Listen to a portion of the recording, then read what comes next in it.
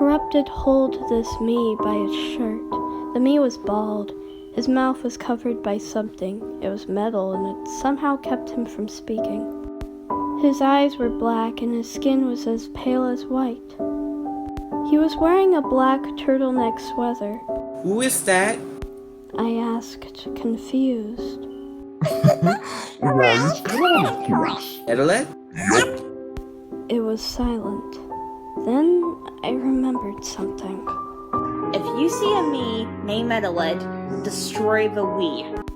Then I remembered another thing. In two of my dreams, I heard one word that seems too familiar.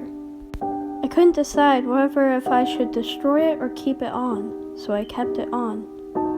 I kept it alive. Hi, Adelaide. I greeted. I couldn't think of anything to say, so I just said that. He looked at me for the first time. He looked sad. Is he okay? I asked. Adelaide, are you okay? Corrupted teased Adelaide. Adelaide muffled, trying to say something but couldn't. Then Corrupted me cut him off with the laughter. Adelaide started to have a look of panic. Daniel, what should we do with this guy? I think we should remove the metal mouth cover thingy. I suggested.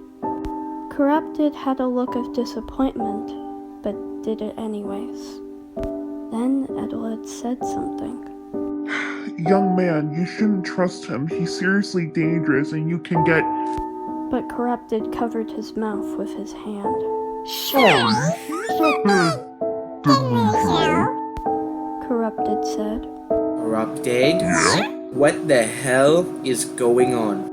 Then I grabbed a rock that was on my shelf and demanded.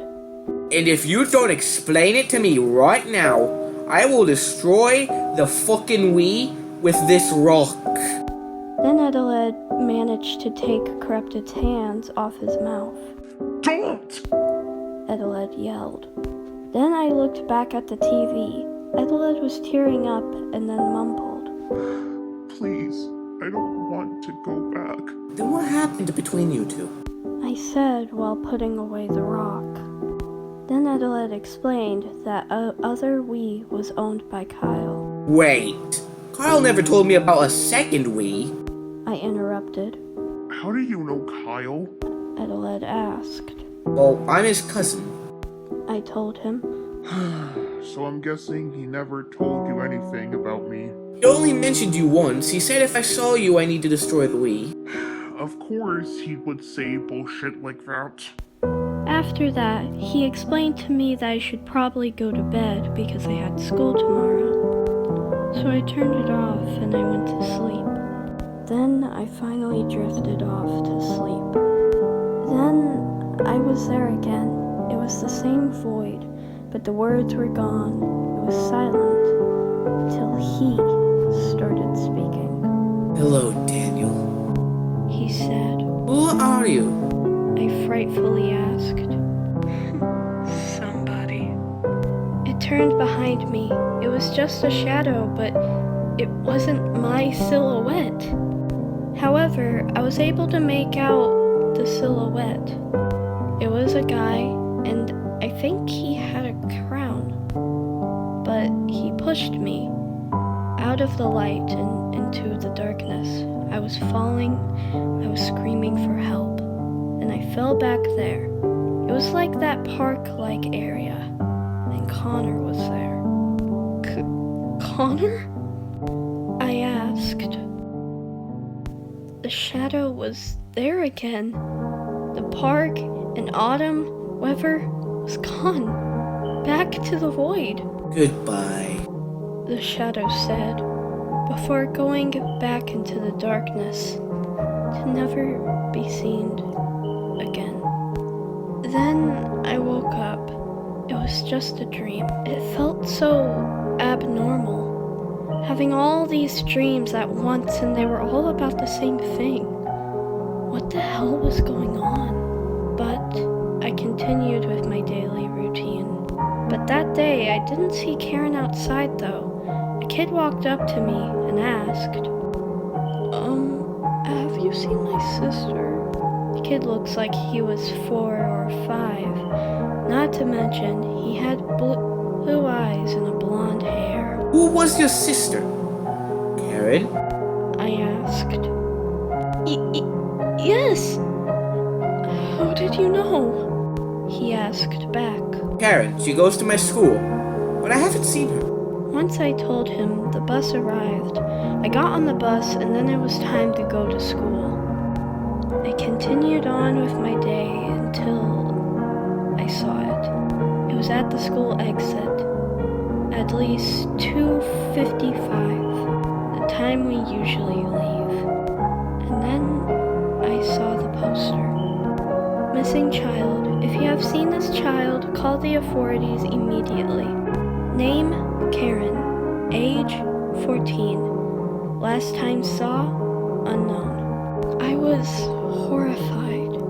Yeah, I hated Karen, but I never would wish this on her. I walked to the exit, but then I noticed something. Kyle's car was there. Get in, Daniel. We don't have all the time in the world. Kyle jokingly said. I got in the car and then asked. Why are you picking me up? Did I miss the bus? I asked. Yeah, but I do have a question for you. Was Adelaide there? I couldn't tell Kyle. Yeah, he was my cousin and all. But I had to know what was behind Adelaide and Corrupted. No, he hasn't. I responded with. The ride was pretty silent after that. Then it was time for me to go home. I got out of the car and walked over to my house. My mom was at work, so I was able to talk to them for a while. I got in my room, turned on the Wii, and then went to the Me channel. Hi, Adelaide. Incorrupted. Oh, hi, Daniel.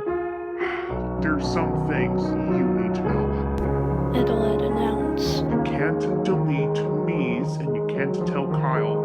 And wait, It was silent for a second. I forgot what I was going to say. Adelaide said with a disappointed expression. Daniel, who are you talking to? I looked behind me and saw Nicole. Just talking to my friends on Skype. I lied. Well, can you help me with something? Nicole asked. Can you help make my mac and cheese? I went into the kitchen and helped Nicole. Hey, Daniel? Is it bad that I don't like other kids? No, I don't see anything wrong with that after all. You're just a kid. You don't have to like everybody. I told her. Okay, Nicole replied. Once the mac and cheese was done, Mom had already arrived. I decided to eat mozzarella sticks for dinner. After all, it was quick and easy to cook. Once dinner was done, I went to sleep.